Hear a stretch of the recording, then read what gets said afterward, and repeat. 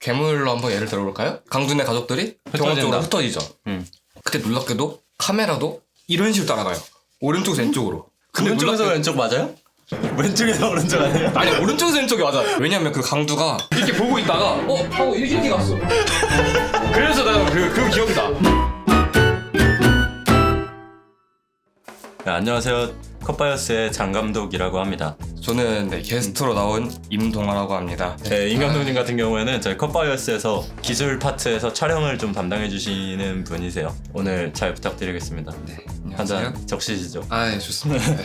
우선 저희 오늘 음주가 무비 첫 이제 촬영인데요. 제가 평소에 술 먹으면은 영화 관련해가지고 이것저것 주정 부리는 버릇이 있어가지고 이거 그냥 우리끼리 팟캐스트처럼 좀 얘기하면은 재밌겠다, 촬영하면 재밌겠다 해가지고 촬영을 하게 됐고요. 영화에 대한 제가 가지고 있는 얄팍한 지식들을 편하게 들어주는 자리라고 생각해 주시면 될 것 같아요. 제가 그냥 맨입으로 얘기하면은 어색할 것 같아서 술과 함께 진행해 보도록 하겠습니다. 좋습니다. 보시는 분들께서도 같이 한잔 하시면서 그냥 저녁에 시간 보낸다고 생각하시고 틀어놓으시면 좋을 것 같아요. 오늘 저희가 무슨 얘기를 나눠볼 거냐면 미키 세븐틴이 이제 오늘 촬영일 기준으로 내일 개봉하네. 맞아. 내일 개봉하니까 제가 열렬한 팬이거든요. 봉준호 감독의 영화들로 많이 공부를 하기도 했고, 그러다 보니까 이제 미키 세븐틴 조금 더 재밌게 보기 위해서 봉준호 감독님의 영화들은 좀 어떤 특징을 가지고 있는지 오늘 그 얘기를 좀 그냥 편하게 해볼게요. 네. 봉준호 감독님 영화 볼 때 어떤 관점으로 보는 편이에요? 제가 어디 무슨 글을 보다가 봉준호 감독님은 캐릭터를 굉장히 좀 다른 시각으로 본다라는 글을 본 적이 있어요. 김혜자 선생님 같은 경우에는 국민 엄마로 이렇게 많이 나왔는데 마더에서 완전 아들 집착하고 막 그런 캐릭터로 나오잖아요. 그런 걸 아주 비트는 면이 있다고 생각하는데, 미키 세븐틴 같은 경우에도 아주 핸섬한 배우를 조금 살짝 바보 같은 느낌으로 만드셨더라고요. 그런 부분에 있어서 아주 사람을 관찰을 하실 때 다른 시각으로 보시는 면이 있는 것 같아요. 봉준호 감독님 영화 특유의 어떤 유머라고 할 수 있죠. 봉준호 감독님이 최근에 올렸던 그 봉준호 감독님 플레이리스트에서도 옥자가 식량 문제에 대한 인간의 도덕성들을 건드리는 영화거든요. 거기에 나오는 그 미란도 그룹이 비도덕적인 이제 집단으로 나오잖아요. 생명의 존엄성을 무시하고, 근데 거기에 이제 OST Harvest for the World, 그냥 직역하면 세계를 위한 수확, 온 세상 사람들이 식량을 공평하게 나누고 그 이익이 모두에게 돌아갈 수 있게 하고, 그런 의미의 노래인데, 그 노래가 언제 나오냐면 미란도 그룹의 미란도 사장 미란도가 사람들한테 약간 기업 설명회 같은 거죠. 투자자들한테 그럼 우리는 뭐 이런 돼지를 개발하고 있고 슈퍼 돼지를 개발하고 있고 돈을 투자받기 위해서 본인들의 그런 악행들을 잘 포장해서 설명하는데 배경음악으로 깔린단 말이에요. 그런 위트 있는 이제 유머들이 평소에 되게 즐겨 하시는 거거든요. 그게 이제 배경음악뿐만 아니라 캐릭터도 김혜자 선생님의 이미지는 영화 안에서의 측면이 아니라 그거잖아요. 논 디제시스의 측면인 거잖아. 국민적으로 다 알고 있는. 영화 세계관의 밖에서의 사람들이 가지고 있는 이미지란 말이야. 그거를 이제 디제시스의 측면으로 어떻게 이렇게 끌고 와서 기능하게 할 건지 그치. 고민을 한 거지, 캐릭터에 있어서. 로버트 패틴슨도 이번에 마찬가지인 거고. 그래서 그런 유머들이 있어. 봉준호 감독님 이 영화를 이렇게 접근하실 때 보면. 오늘 내가 이제 설명을 해주고 싶은 봉준호 감독님 영화의 특징은 서사적인 특징에 대해서 먼저 얘기를 좀 해볼게요. 봉준호 감독님 서사적인 특징이라고 하면은 좀 어떤 게 제일 큰 것 같아? 뭔가 구조적으로 다 짜여 있어가지고 한 포인트마다 직관적으로 명확하게 알려주시는 그런 특징? 구조적으로 플롯 포인트들이 명확하게 나와져 있다. 같은 생각이고 완전 동의하고, 모든 이야기라고 우리가 칭하는 거, 뭐 소설이든 아니면 뭐 영화, 연극, 우리가 이야기라고 칭할 수 있는 모든 거에는 구조적으로 플롯이라는 개념들이 존재한단 말이야. 역사적으로 많은 학자들이 이야기에 대해서 공부를 하고 연구를 하고 발전시켜 왔을 거 아니야. 어떻게 해야 사람들이 더 이 이야기를 재밌고 그리고 몰입해서 볼까. 수백 년 동안 연구를 해왔을 텐데, 이런 것들이 연구되고 정리된 플롯 포인트라는 개념이 있어요. 그런 부분들을 봉준호 감독님이 정말 교과서적으로 잘 사용을 하시는 감독님이시죠. 우리 왜 11가지 플롯 포인트가 보통 있다고 얘기를 하잖아요. 사건적으로 봤을 때 제일 임팩트가 강한 포인트들이 어떤 것들이 좀 있다고 생각을 해요? 일단 미드 포인트 부분에서 이제 꺾이는 부분이 있으니까 제일 중요하다고 생각하고, 첫 스타트랑 엔드 스타트 포인트, 미드 포인트, 엔드 네. 포인트. 임팩트의 측면으로 봤을 때 스타트 포인트와 엔드 포인트는 그 임팩트? 사건적인 임팩트를 설명하는 포인트는 아니야. 이 영화의 현사가 어디서부터 어디까지냐. 그리고 이 영화의 전사는 어디서부터가 전사고 어디서부터가 후사냐. 이거를 결정하는 게 스타트 포인트와 엔드 포인트이기 때문에 개념적으로는 아주 중요한 역할을 하지만 사건의 임팩트에 있어서는 그렇게 큰 부분은 아니다. 근데 봉준호 감독님 영화에서 이 스타트 포인트가 굉장히 중요한 역할들을 보통 하긴 해요. 이거는 제가 좀 기생충 얘기하면서 좀 같이 해줄게요. 미드 포인트라고 우리가 얘기하는 건 국면 전환점이잖아 어쨌든. 국면 전환점이 플롯 포인트에서 뭐라고 얘기하냐면 터닝 포인트라고 얘기를 하거든 영어로. 영화에 보통 세 군데가 있어요. 터닝 포인트 1, 터닝 포인트 2, 터닝 포인트 3인데 사실 이 터닝 포인트 2가 우리가 미드 포인트라고 얘기하는 이제 완전 영화 보통 중반에 있는 제일 큰 국면 전환점인 거죠. 보통은 가장 커다란 임팩트 있는 플롯 포인트들을 꼽으라면 뭐 익사이팅 인시던트, 터닝 포인트, 미드 포인트, 터닝 포인트 2, 클라이맥스 이렇게 꼽잖아요. 5가지를. 근데 그 중에서 국면 전환점이라고 부르는 3가지가 터닝 포인트 1, 미드 포인트, 터닝 포인트 2 이렇게 있는 거예요. 국면 전환점이라는 건 다시 돌이킬 수 없는 사건이 발생하는 지점이야. 간단하게 뭐 봉준호 감독님 영화로 예를 들게요. 괴물. 괴물 하면 우리가 첫 번째 터닝 포인트 어디라고 얘기를 해? 병원 탈출씬. 그지? 터닝 포인트는 사건을 다시 돌이킬 수 없는 지점이야. 그러니까 터닝 포인트의 사건이 일어나게 되면 인물들은 그치, 못 돌아가지. 이 사건을 해결하지 않는 이상 다시 원래의 일상으로 복귀가 불가능한 상태가 되는 거야. 이 사건을 어떻게 해서든 해결을 해야만 해.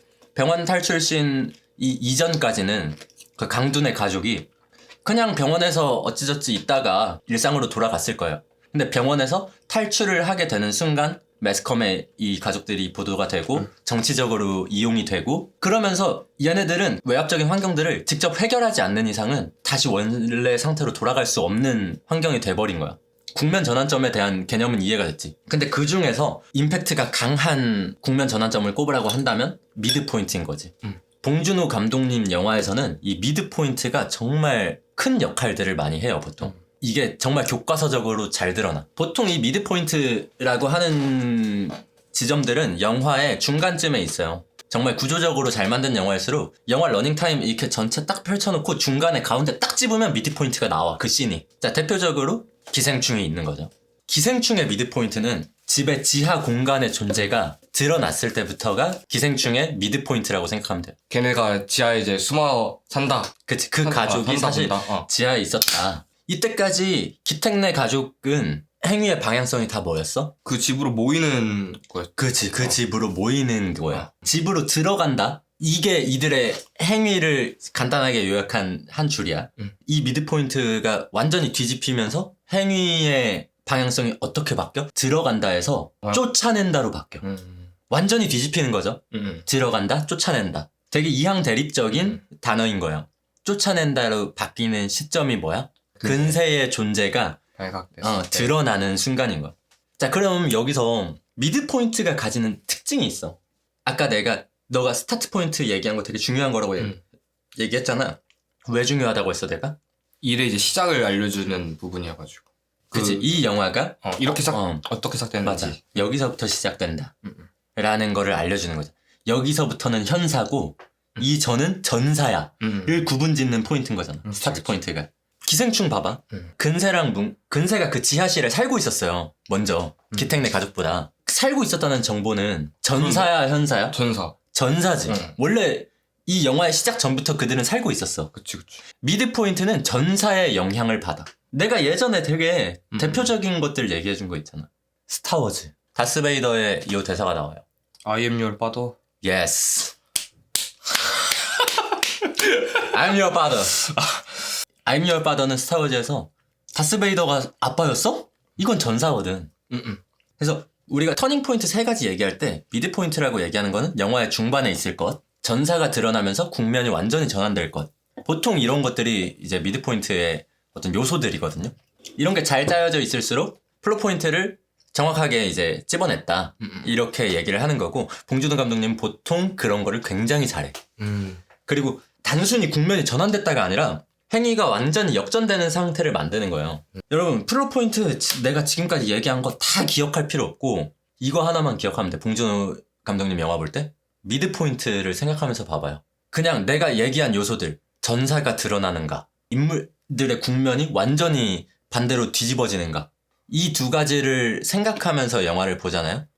여기 같은데 싶은 지점이 거의 영화의 중반에 있어. 봉준호 감독님이 왜 장르를 변형시킨다라고 많이 얘기를 하잖아. 그것조차 미드포인트의 역할을 하는 거야. 국면이 완전히 전환돼. 기생충 어디까지 코미디야? 지하 발견되기 전까지 기생충은 코미디예요. 지하의 존재가 드러나고 나서부터가 스릴러로 바뀌는 거야.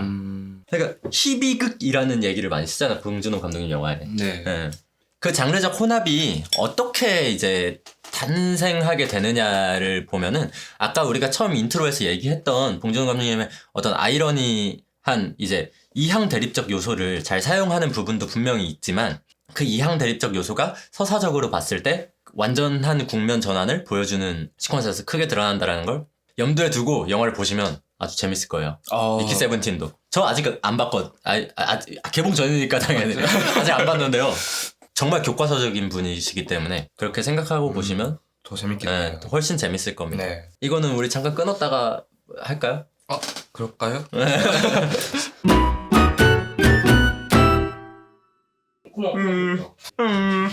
하나 둘 셋. 그래서 저희가 미드 포인트 하나 얘기하다가 시간이 한 40분? 벌써? 50분을 썼어요. 40-50분을 썼어요.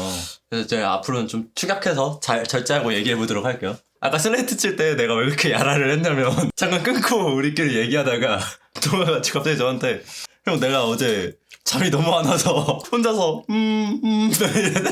내가 얘기해줄게. 내가 비염 때문에 잠이 너무 안 와가지고 왜 이렇게 잠이 안 오지 하다가 그 시간이 너무 아까운 거야. 그래서 그래도 이 시간을 조금 유익하게 보내고 싶은데 어떻게 하자가 이게 고민하다가 잠깐만 이 목소리 짱구 원장생이라서 비슷한데?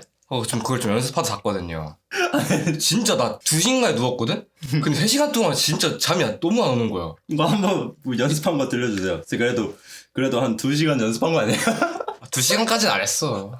한 20분?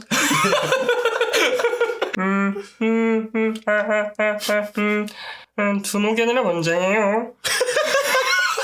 이 정도 연습한 거면 비슷하지 않나. 아직은 살짝 부족해. 그래요?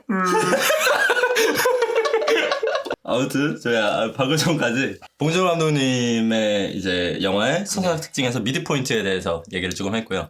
두 번째로 봉준호 감독님 영화의 촬영적 특징에 대해서 얘기를 조금 해볼까요? 촬영적 특징. 네. 또 이제 촬영 졸업했잖아요. 별거 아닙니다. 학과에 단 2명 있는 촬영을 공부하신 분으로서 봉준호 감독님 영화의 촬영적인 특징은 좀 어떤 게 있다? 갑자기 왜 그러세요 저한테? 봉준호 감독님의 영화를 봤을 때 이게 다 컨셉이 다 있더라고요. 촬영의 컨셉. 네, 그게 너무 명확해가지고 이렇게 제가 이렇게 설명을 한번 드려보도록 하겠습니다. 오케이. 생각만 해보면 얘기 편하게. 이때 괴물로 한번 예를 들어볼까요? 강준의 가족들이 병원 쪽으로 흩어지죠. 그때 놀랍게도 카메라도 이런 식으로 따라가요. 오른쪽에서 왼쪽으로. 근데 오른쪽에서 왼쪽 맞아요? 왼쪽에서 오른쪽 아니에요? 아니 오른쪽에서 왼쪽이 맞아. 오른쪽에서 왼쪽이에요? 오른쪽에서 왼쪽일 거야. 저 검증 갑니다. 오른쪽 왼쪽입니다. 봉준호 감독님이 넷플릭스와 굉장히 친하기 때문에 여러분 넷플릭스에 가면 봉준호 감독님 영화를 다 볼 수 있거든요. 내 기억에 내가 왜 그 기억을 하고 있냐면 오른쪽에서 왼쪽이라는 그 장면을 기억해. 왜냐면 그 강두가 이렇게 보고 있다가 하고 이렇게 갔어. 그래서 나는 그 기억이다. 오른쪽에서 왼쪽. 맞죠? 맞네요. 오른쪽에서 왼쪽으로 이동을 하다가 이제 터닝 포인트 때 병원 탈출신이죠. 왼쪽에서 오른쪽으로 다시 이동을 합니다. 다시 미드 포인트 때 또 반대로 오른쪽에서 왼쪽으로 이동하는 걸 보실 수 있습니다. 박수. 네. 보고 오신 거 아니죠? 무슨 소리예요? 드세요. 정확하게 봉준호 감독님은 동아가 얘기한 것처럼 인물들의 행위 말할 이 플롯 포인트에 있어서 카메라의 무브먼트를 굉장히 잘 쓰세요. 큰 이제 촬영적인 특징이라고 볼 수 있는데, 우리가 왜 촬영적인 특징이라고 다른 이제 얘기들을 한다면 여러 가지가 있을 수 있잖아요. 네. 이 감독님이 찍는 영화는 카메라의 무브먼트가 굉장히 화려해. 아니면 노출을 너무 잘 맞춰. 아니면 빛에 대한 표현을 잘해. 여러 가지의 이제 특징들이 있을 수 있는데, 봉준호 감독님의 특징은 2차원적인 프레임이라는 공간의 개념을 굉장히 활용을 잘하세요. 괴물도 아까 마찬가지로 여러분들 이거 영상 보시고 나시면 괴물 한번 이 생각하면서 다시 봐보세요. 우리 임동환 감독님이 얘기한 것처럼 처음에 괴물이 등장할 때 카메라 무브먼트가 우리가 이 트랙샷이라고 하거든요. 이렇게 쭉 카메라가 따라가는 걸. 이 트랙이 오른쪽에서 왼쪽으로 트랙이 쭉 진행돼요. 그 다음 첫 번째 터닝 포인트 어디서 만나? 병원 탈출 씬. 네. 병원 탈출 씬이 딱 지나잖아요. 병원 주차장에서 아마 이 나선형으로 된 이 주차장 공간을 나가요. 오른쪽에서 왼쪽으로 쭉 진행이 되다가 그 나선형에서 카메라 동선이 한번 바뀌는 거야. 네. 그 터닝 포인트가 지나면서 카메라 무브먼트가 기가 막히게 왼쪽에서 오른쪽으로 바뀝니다. 네. 이게 딱 보이는 지점이 어디냐면 한강에서 검문하는 아저씨. 아빠가 그동안 강두가 열심히 꽁쳐 모아뒀던 동전 건네면서 지나가잖아요. 그 지나고 한강 딱 탐색할 때 들어가면 기가 막히게 왼쪽에서 오른쪽으로 다시 바뀌죠. 카메라 무브먼트가 전환이 됩니다. 근데 이게 또 어디서 전환돼? 미드 포인트. 미드 포인트. 이 통신국에서 박해일 배우님이 현서 위치 찾아내고 네. 이제 배두나 배우님이랑 박해일 배우님이랑 송강호 배우님은 수술실에서 탈출하면서 이 시퀀스로 넘어가는데 여기서 다시 기가 막히게 카메라 무브먼트가 반대로 전환이 돼요. 오른쪽에서 왼쪽으로. 프레임 기준으로 좌우의 2차원적인 공간적 개념을 촬영적 컨셉으로 그대로 들고 온 거죠. 근데 이 컨셉이 어디서부터 나왔을까요? 시나리오에서부터 그 시나리오에서 나왔는데 시나리오의 공간적 배경이 어디야? 한강. 한강. 네. 강은 여러분 오른쪽에서 왼쪽으로 흐르든 왼쪽에서 오른쪽으로 흐르든 프레임의 가로 기준으로 우리가 이렇게 흐르는 운동성을 가지고 있잖아요. 네네. 이 컨셉을 촬영으로 가져온 거지. 공간적인 특징을 촬영적 개념에 굉장히 잘 접목을 시키시고 그거를 시나리오 구조적으로 또 마찬가지로 굉장히 와. 유려하게 사용을 하세요. 사람들을 아마 이거는 괴물보다 더 잘 아실 건데 기생충. 기생충 사람들이 생각했을 때 오브제 생각하면 뭐 많이 생각해요? 아래 위 그 위. 그치. 상하. 계단의 단차를 굉장히 많이 사용하시고 오르막 내리막의 단차를 굉장히 많이 사용하시잖아요. 네. 시나리오 컨셉이 지하, 반지하, 지상으로 이루어져 있는 컨셉이기 때문에 이 프레임의 상하를 굉장히 잘 쓰세요. 그래서 그 틸팅 무브나 아니면은 붐업 붐다운 무브가 되게 많아요, 영화에. 네. 근데 그 이 무브도 아까 제가 말한 구조적 특징을 염두에 두면서 보시잖아요. 차이가 기가 막혀. 봉준호 감독님은 이 서사 구조적인 특징을 촬영 무브먼트에 굉장히 반영을 잘 시킨다. 서사와 카메라 무브먼트가 굉장히 유기적으로 기능하도록 네, 맞아요. 잘 표현을 하신다라고 여러분들 생각을 하시고 영화를 보시면 너무 좋을 것 같아요. 봉준호 감독님이 시나리오의 단계에서부터 공간적인 염두를 굉장히 많이 두시는 감독님입니다. 그 마더에서도 보면은 사건들 자체가 되게 아이러니하잖아. 엄마의 모성애가 있고 아들은 바본데 내 아들이 한 범죄가 아니야. 이 믿음을 가지고 아들의 누명을 벗기려고 막 궁금분투하는 이제 모성애가 있잖아요. 근데 그게 사실 거꾸로 행해지고 있잖아. 사실 아들이 범인이 맞아. 그런 아이러니한 역설들을 표현함에 있어서 우리가 공간적으로 생각을 해봤을 때 영화 처음 시작할 때 보면 설명이 어떻게 되냐면 죽음의 사건이 일어났을 때 그 죽은 아이가 옥상 난간에 이렇게 걸려있는 채로 발견이 돼요. 그리고 거기가 그 동네에서 가장 높은 고지대에 있다고 설명이 돼. 잘 보이게 시체를 걸어놨다 이런. 잘 보이게 시체를 걸어놨다 이런 설명이 말도 있는데 있었죠. 네. 근데 이게 우리가 맥락적으로 봤을 때 사람이 죽으면 보통 어디로 가요? 땅으로 가요. 땅 아래로 가잖아. 네. 묻히잖아요. 흙으로. 근데 그걸 완전히 역설적으로 공간을 동네에서 가장 높은 곳에 옥상에다가 죽은 사람의 이동 방향성이 뒤집혀진 거죠. 네.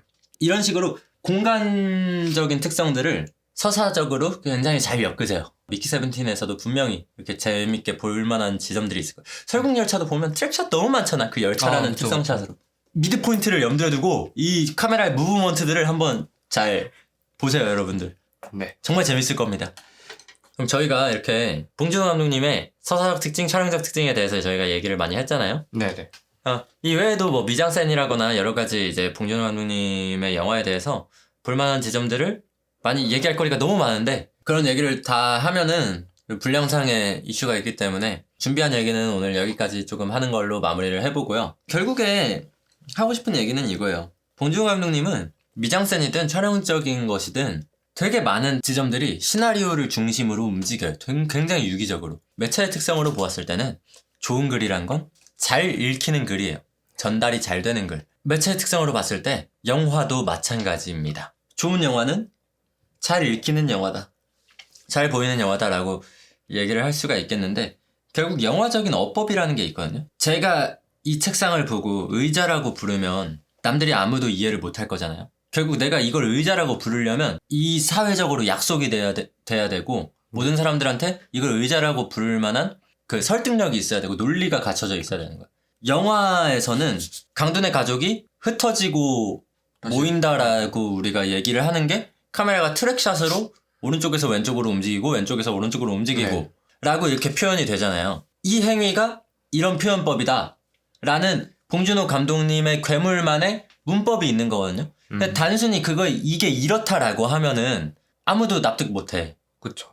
이게 일관성이 있고 2시간 동안 누적이 되고 한강이라는 공간적 특징을 또 논리적으로 풀어낸 거기 때문에 이렇게 해석을 할 수가 있는 거야. 마찬가지로 봉준호 감독님이 사용하는 다른 뭐 미장센적 요소 그리고 배경음악부터 해서 여러 가지 것들이 유기적으로 계속해서 같은 주장을 해야만 영화는 잘 읽히는 영화다라고 우리가 표현을 할 수 있는 거거든요. 그런 측면에서 봤을 때 봉준호 감독님의 영화는 이런 여러 가지 배경 지식을 알고 봤을 때 굉장히 잘 읽히는 영화예요. 이게 봉준호 감독님 영화의 제일 큰 특징이야. 그 영화적 어법이라는 거를 굉장히 잘 쓰는 감독님, 영화적 문법이라는 걸. 미키 세븐틴 볼 때 이런 점들을 좀 염두에 두시고 보면은 너무 재밌게 볼 수 있을 것 같아요. 봉준호 감독님 영화 어떻게 보실 생각이세요? 미키 세븐틴? 저 그거 보려고 헌혈했거든요. 헌혈했어요. 저도 여자친구랑 헌혈하고 보기로 했어요. 오늘 술 마셔서 내일은 못하고요. 아 그러면 토요일날 하고 보셔야겠네. 아 그래 맞아요. 네. 여러분 헌혈하시고 사회에 좋은 일 하시고 봉준호 감독님 그쵸. 영화에 보탬이 한 번씩 돼주세요. 아무튼 저희 오늘 술 먹으면서 뭐 이런저런 얘기들 많이 해봤는데요. 음주감업이 종종 기회 될 때마다 찾아뵐 테니까요. 이번에 좀 많은 관심 부탁드리고 어떠셨어요? 오늘 좀 얘기해보니까 제 예상대로 술 먹으면 또 말이 많아지더라고요. 이 양반이 또 익숙해서 저는 또 재밌게 들었습니다. 지금 표정이 굉장히 피곤해졌는데. 그게 피곤한 게 나 진짜 비염 때문에 너무 이게 코가 너무 아파. 이게 영화적 문법이란 거야. 계속 어필을 하잖아. 계속. 그래 아까 나 진짜 그 비염 때문에 힘들어. 짱구 원장님부터 빌드업을 쌓아왔잖아요. 전문적인 언어로 이제 니주를 깐다. 아무튼 여러분 오늘 너무 즐거운 시간이었고 저희는 남은 거 먹고 잘 퇴근해보도록 하겠습니다. 네. 혹시 카메라 끊으면 바로 갈 건가요? 아예 먹고 가야죠. 그게 개구란다. 저 비염 때문에 진짜. 비염 때문에 그런 거야 진짜 나.